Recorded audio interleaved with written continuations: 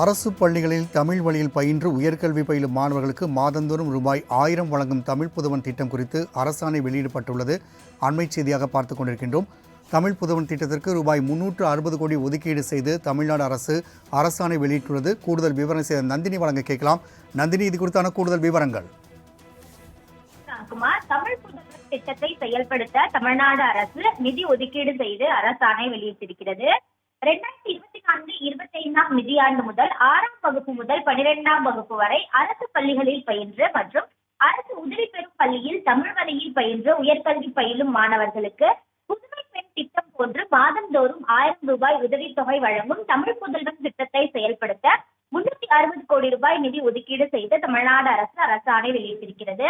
அதற்கான வழிகாட்டு நெறிமுறைகளையும் தமிழ்நாடு அரசு வெளியிட்டிருக்கிறது. அதன்படி 6ஆம் முதல் 12ஆம் வகுப்பு வரை அரசு பள்ளிகளில் பயின்ற மற்றும் அரசு உதவி பெறும் பள்ளிகளில் தமிழ் வழியில் பயின்ற மாணவர்கள் முழுமையாக பயனடைவதற்கு இணையதளம் மூலம் விண்ணப்பிக்க ஏற்பாடு செய்யப்படும் எனவும், ஊக்கத்தொகை மாணவர்களின் வங்கிக் கணக்கிற்கு பரிமாற்றம் செய்த பின்னரும் அவர்களின் பதிவு செய்யப்பட்ட அலைபேசி எண்ணிற்கு குறுஞ்செய்தி அனுப்பப்படும் எனவும் தெரிவிக்கப்பட்டிருக்கிறது.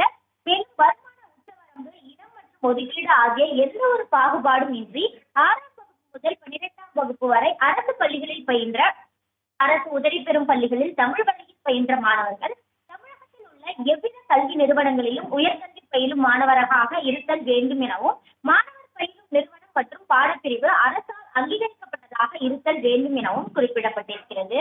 அதே போன்று அரசு பள்ளிகளிலும் மற்றும் அரசு உதவி பெறும் பள்ளிகளில் தமிழ் வழியிலும் 8ஆம் வகுப்பு அல்லது 9ஆம் வகுப்பு அல்லது 10ஆம் வகுப்பு வரை பயின்று தொழிற்பயிற்சி நிறுவனத்தில் பயிலும் மாணவர்களும் இத்திட்டத்தின் மூலம் பயன்பெற தகுதியுடையவர்கள் ஆவார்கள் எனவும் தெரிவிக்கப்பட்டிருக்கிறது.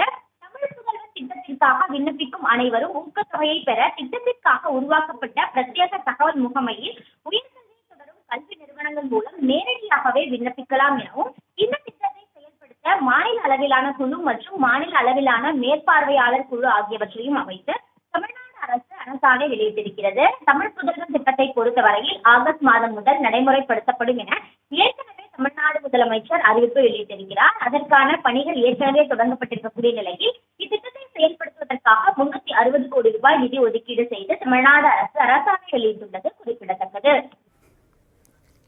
தமிழ் புதல்வன் திட்டத்திற்கு ஆதார் எண் கட்டாயம் என தெரிவிக்கப்பட்ட நிலையில் இன்று இந்த தமிழ் புதல்வன் திட்டத்திற்கு ரூபாய் 360 கோடி நிதி ஒதுக்கீடு செய்து அரசாணை பிறப்பிக்கப்பட்டுள்ளது. இது குறித்தான மேலும் கூடுதல் விவரங்களை பதிவு செய்தமைக்கு நன்றி நந்தினி.